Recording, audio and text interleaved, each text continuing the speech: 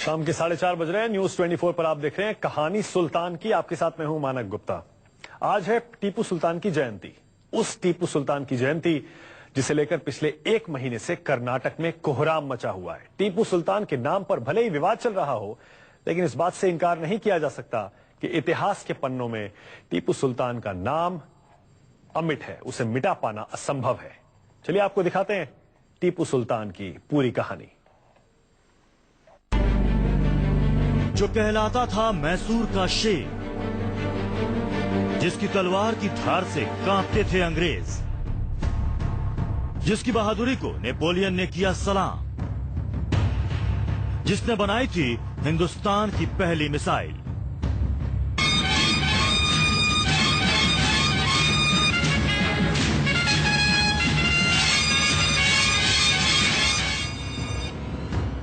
टीपू सुल्तान मैसूर साम्राज्य का शासक था। टीपू सुल्तान का जन्म 20 नवंबर 1750 को कर्नाटक के देवनहल्ली में हुआ। उनका पूरा नाम सुल्तान फतेह अली खान साहब था। टीपू सुल्तान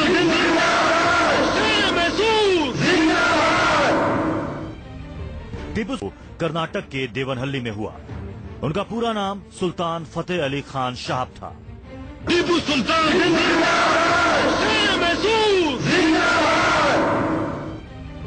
टीपू सुल्तान प्रसिद्ध योद्धा हैदर अली का बेटा था, जो अपनी ताकत से 1761 में मैसूर साम्राज्य का शासक बना। हैदर अली की मौत के बाद टीपू सुल्तान ने मैसूर सेना की कमान को संभाला। टीपू अपने पिता की ही तरह योग्य और पराक्रमी था। टीपू सुल्तान एक योग्य शासक के अलावा विद्वान, कुशल सैनिक और कवि भी था।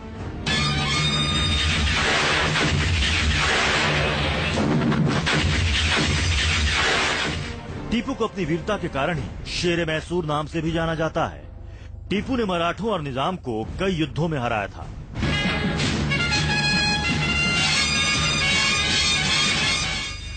टीपू सुल्तान बहादुर होने के साथ ही दिमागी सूझबूझ से रणनीति बनाने में भी बेहद माहिर थे। Tipu Sultan east India company के साम्राज्य के सामने कभी नहीं झुके और अंग्रेजों का जमकर सामना किया।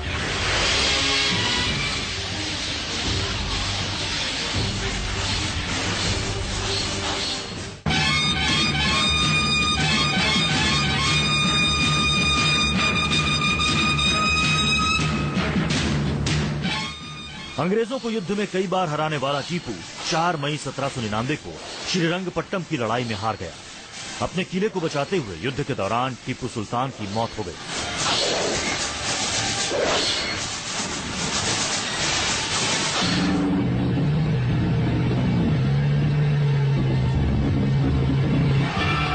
टीपू की मौत के बाद उसके साम्राज्य की कई बेशकीमती चीजें अंग्रेज अपने साथ इंग्लैंड ले गए। लंदन के ब्रिटिश म्यूजियम में मैसूर के राजा टीपू सुल्तान की तमाम चीजें सजी हुई हैं। खास कारीगरी वाली टीपू सुल्तान की एक भारी भरकम तलवार इनमें से एक है। इस तलवार की मूठ पर रत्न जड़ित बाग बना हुआ है। अपनी आखिरी लड़ाई में टीपू सुल्तान ने वो अंगूठी पहन रखी थी जिस पर राम लिखा हुआ था। कहते हैं अंग्रेजों ने टीपू की उंगली काट कर वो अंगूठी निकाल ली थी। हिंदुस्तान के इतिहास में टीपू सुल्तान के बारे में 2 तरह की कहानियां प्रचलित हैं और ये दोनों ही धर्म पर आधारित है।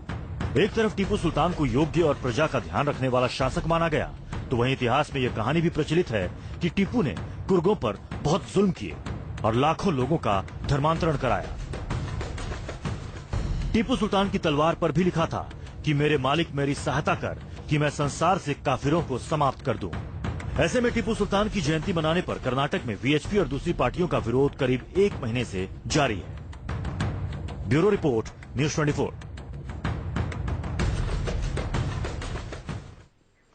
इतिहास की नजर से देखें तो टीपू सुल्तान की वीरता के किस्सों पर एक मत रखने वाले इतिहासकार सांप्रदायिकता के मुद्दे पर बंटे दिखते हैं।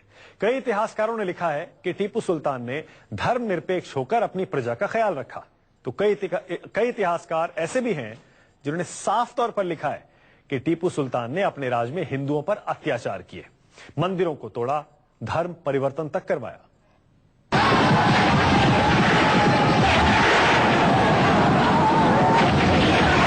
18वीं सदी में देश के सारे हिस्सों में अंग्रेजों का आतंक था। छोटी बड़ी सारी रियासतें अंग्रेजों के सामने घुटने टेक रही थी, लेकिन टीपू सुल्तान अंग्रेजों के सामने हार मानने को तैयार नहीं था। 18 साल की उम्र में टीपू सुल्तान ने अंग्रेजों के खिलाफ पहला युद्ध जीता।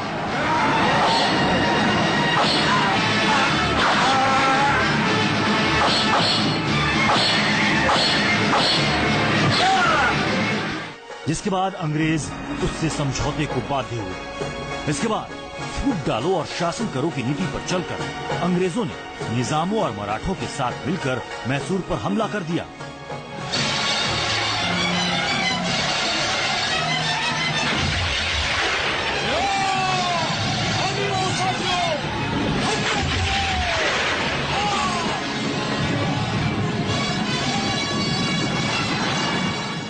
टीपू सुल्तान ने हार नहीं मानी। टीपू सुल्तान ने अंग्रेजों से लड़ने के लिए अरब, काबुल और फ्रांस जैसे देशों से मदद मांगी। उस वक्त फ्रांस के शासक नेपोलियन बोनापार्ट के पास भी उसने दूत भेजे। नेपोलियन और टीपू सुल्तान के बीच हुए पत्राचार के दस्तावेज इतिहास के पन्नों में दर्ज है। नेपोलियन मैसूर के शासक टीपू सुल्तान को वीर योद्धा मानता था। देखिए, ऐसा है कि टीपू सुल्तान ने उसका फ्रेंच के साथ में पैक्ट था। भारत में जो सत्ता का संघर्ष चल रहा था उसमें फ्रांसीसी अपनी हुकूमत करना चाहते थे, पोर्चुगीज थे, डच थे, अंग्रेज थे। उस झगड़े के अंदर टीपू सुल्तान ने फ्रेंच का साथ लिया। इतिहास गवाह है कि टीपू सुल्तान ही भारत का पहला शासक रहा जिसने अपने शासनकाल में मिसाइल तकनीक का इस्तेमाल किया। सितंबर 1780 में अंग्रेजों के साथ युद्ध में रॉकेट का इस्तेमाल किया गया, जो आज की मिसाइल तकनीक की ही तरह था। लोहे की लंबी नलियों में प्रोपेलेंट्स के सहारे ये रॉकेट 2 किलोमीटर तक मार कर सकते थे। युद्ध में अंग्रेज समझ ही नहीं पाए कि रॉकेट का मुकाबला किस तरह से करें और युद्ध में उनकी हार हुई। टीपू सुल्तान की सेना में 5000 सैनिक ऐसे थे जिन्हें रॉकेट चलाने में महारत हासिल थी। Missile man APJ Abdul Kalam ने भी कहा था कि टीपू सुल्तान भारतीय मिसाइल तकनीक का जनक था। टीपू सुल्तान ने स्टील के केस, जो एक लकड़ी का या पेपर का वो इस्तेमाल किया जाता था केस, उसको उसने रिप्लेस किया स्टील से। और जो वॉर हेड थे मिसाइल के, उसमें उसने तलवार लगाई 3-4 तरह की। जब वो चलता था रॉकेट तो 2 किलोमीटर तक की मार करता था। इतिहास ऐसे किस्से कहानियों से भरा पड़ा है जिसमें टीपू सुल्तान को महान बताया गया है। टीपू सुल्तान की वीरता के किस्से, विकास के किस्से। टीपू सुल्तान ने पानी के भंडारण के लिए कावेरी नदी पर बांध बनवाया था, आधुनिक कैलेंडर की शुरुआत करवाई थी, सिक्के की ढुलाई और नाप तौल की नई प्रणाली का प्रयोग किया था। लेकिन ऐसे सारे किस्सों के साथ ही कुछ ऐसी कहानियां भी हैं जो टीपू सुल्तान की शख्सियत को सवालों के घेरे में खड़ा करती हैं। Bureau report, news 24। 200 साल पहले मैसूर के शासक टीपू सुल्तान को लेकर कई सवाल उठ रहे हैं। संघ का मानना है कि टीपू सुल्तान एक अत्याचारी राजा था जिसने हिंदुओं के कत्लेआम करवाए, मंदिरों को नुकसान पहुंचाया और हजारों लोगों का धर्म परिवर्तन करवाया। तो वहीं कुछ इतिहासकार अलग कहानी बयां करते हैं।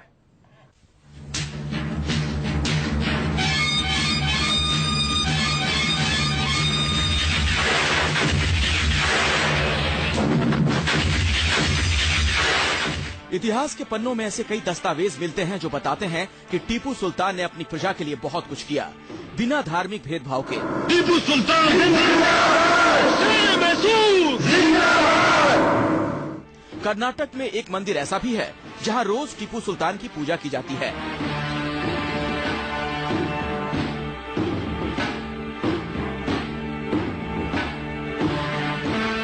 कोल्लूर के मुकाम्बिका मंदिर में रोज शाम मंगल आरती होती है। कहा जाता है कि टीपू सुल्तान के मंदिर में आने की याद में मंगल आरती का आयोजन होता है।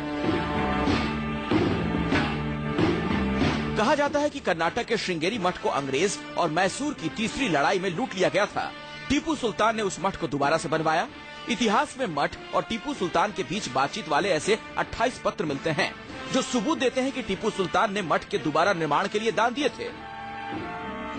हालांकि कुछ इतिहासकार टीपू सुल्तान को क्रूर भी बताते हैं। इतिहास में इस बात का उल्लेख है कि टीपू सुल्तान ने चित्रदुर्गा, मध्य कर्नाटक और केरल के कुछ हिस्सों में हिंदुओं पर अत्याचार किए थे।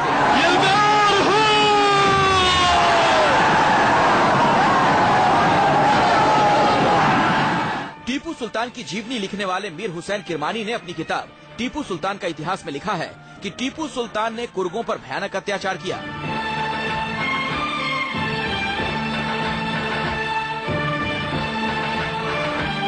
कुर्ग कावेरी नदी के किनारे बसने वाला समुदाय था। इस समुदाय के लोगों को टीपू सुल्तान ने गुलाम बनाया और फिर उनका जबरन धर्म परिवर्तन करवाया। राष्ट्रीय स्वयंसेवक संघ और हिंदू संगठन ऐसे ही इतिहास को लेकर उनकी जयंती बनाए जाने का विरोध कर रहे हैं। कुछ इतिहासकारों का मत है कि अंग्रेजों ने धर्म के मसले को उभारकर जानबूझकर टीपू सुल्तान को खलनायक की तरह पेश किया, क्योंकि सच बात तो ये भी है कि अंग्रेजों के 200 साल के शासन में वो किसी से हारे तो वो टीपू सुल्तान ही है।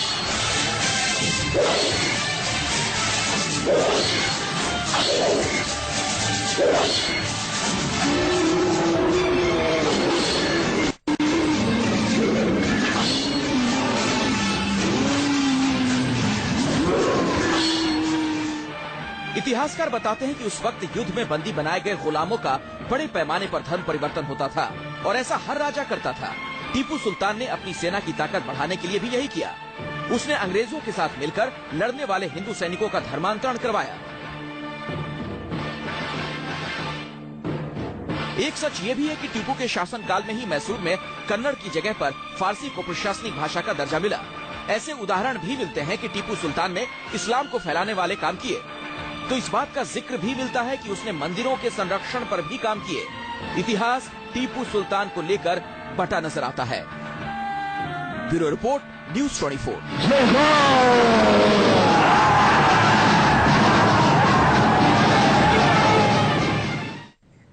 एक छोटा सा ब्रेक लेंगे, लेकिन ब्रेक के बाद भी जारी है टीपू सुल्तान की कहानी। देखते रहिए न्यूज़ 24।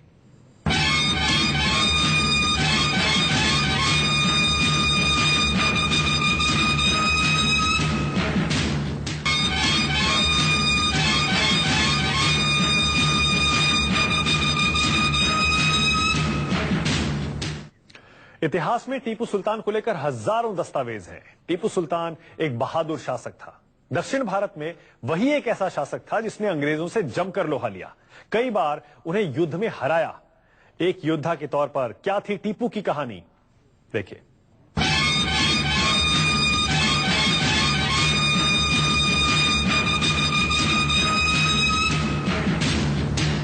टीपू सुल्तान 18वीं सदी का मैसूर का शासक जिसने अंग्रेजों को कई बार हराया। टीपू सुल्तान और उसकी तलवार के किस्सों से इतिहास भरा पड़ा है।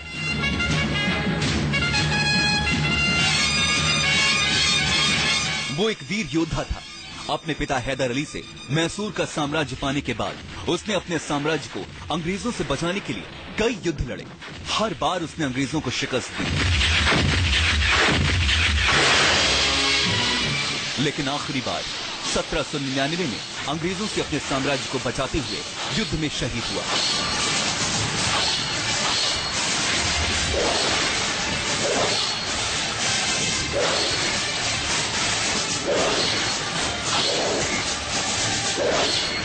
रंगपट्टनम के किले में टीपू सुल्तान वीरता से लड़ते हुए मारा गया। इतिहास में उसकी वीरता की कहानी अमर हो गई। इतिहास में उसका नाम अंग्रेजों के खिलाफ लड़ने वाले भारतीय योद्धा के तौर पर दर्ज किया गया।